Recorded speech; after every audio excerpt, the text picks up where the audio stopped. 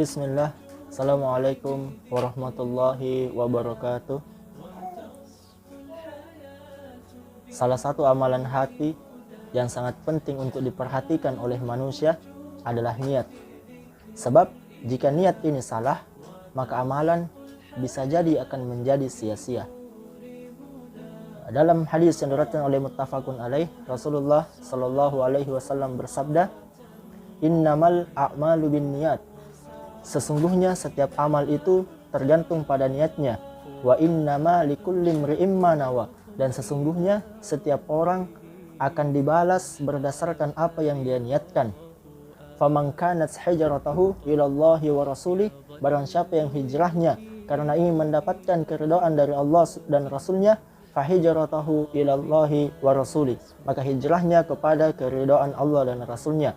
Wa man kanat hijratuhu lidunya yusibuha au amra'atin yankihuha, dan barang siapa yang hijrahnya karena ingin mendapatkan kehidupan yang layak di dunia atau karena wanita yang ingin dinikahinya, fa hijratuhu ila ma hajara ilai, maka hijrahnya akan bernilai sesuai dengan apa yang dia niatkan.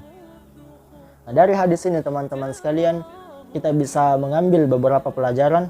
Di antaranya yang pertama, bahwa niat itu merupakan syarat apakah amalan itu diterima ataupun tertolak. Dan amal ibadah teman-teman sekalian tidak akan diterima, tidak akan menghasilkan pahala di sisi Allah kecuali diniatkan semata-mata untuk mengharapkan keridhaan dari Allah Subhanahu wa taala. Dan yang kedua teman-teman sekalian, pelajaran yang dapat diambil dari hadis ini bahwasanya niat itu, pelaksanaan niat itu adalah sebelum melakukan amalan, dan tempatnya fi qalbi, di dalam hati. Sebab ini merupakan amalan-amalan hati. Namun adapun orang yang kemudian melafazkan niat itu, tentu ini tidak mengapa. Namun tetap dikatakan sah jikalau niat itu kemudian tidak dilafazkan, sebab memang ini adalah merupakan amalan hati. Dan yang ketiga teman-teman sekalian, bahwa yang membedakan antara kebiasaan dengan ibadah adalah terletak pada niatnya. Ada kemudian orang yang mengerjakan sholat, namun itu hanya bernilai sebuah kebiasaan baginya, sebab dia tidak memasukkan niat sebelum mengerjakan amalan sholat itu.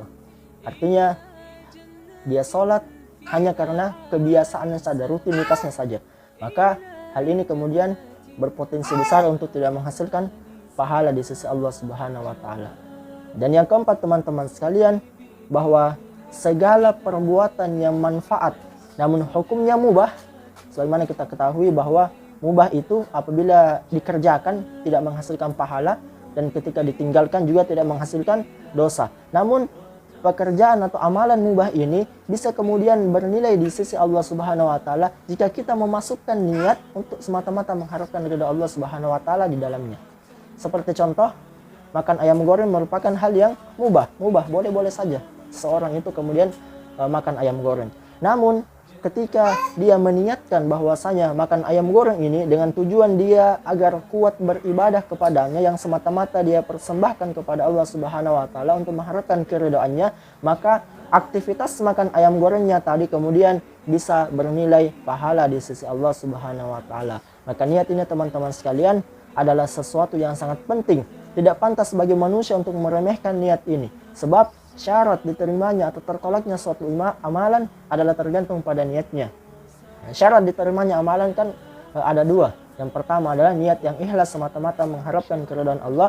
Yang kedua adalah ittiba ila Rasul, yakni mengikuti petunjuk sebagaimana yang dituntunkan oleh Rasulullah sallallahu alaihi wasallam. Maka teman-teman sekalian, mari kita senantiasa menata hati kita, memperbaiki niat kita semata-mata beribadah dan melaksanakan setiap aktivitas kita untuk kemudian mengharapkan keridhaan dari Allah Subhanahu wa taala. Dan tentu kita harus senantiasa banyak-banyak berdoa, semoga kita kemudian dimasukkan oleh Allah Subhanahu wa taala ke dalam golongan orang-orang yang ikhlas dan bertakwa kepadanya dengan sebenar-benarnya takwa. Terima kasih. Assalamualaikum warahmatullahi wabarakatuh.